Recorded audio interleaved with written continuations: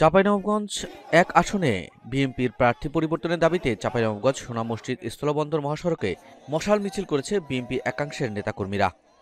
মঙ্গলবার সন্ধ্যায় সোনা মসজিদ ট্রাক টার্মিনাল এলাকায় এই মশাল মিছিল বের করে। মিছিল চলাকালে আন্দোলনকারীরা সদ্য ঘোষিত বিএনপির মনোনীত প্রার্থী চেয়ারপারসনের উপদেষ্টা ও সাবেক সংসদ সদস্য শাহজাহান মিয়ার দলীয় মনোনয়ন বাতিলের দাবি জানান।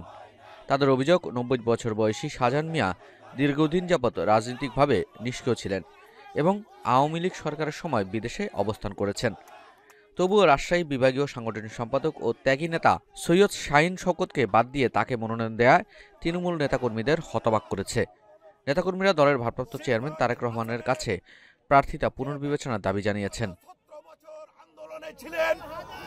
আজকে উনাকে নমিনেশন থেকে বঞ্চিত করা হয়েছে।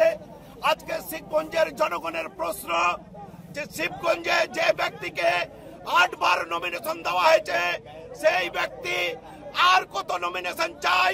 তার মৃত্যুর পরও কি তাকে নমিনেশন দেওয়া হবে নাকি?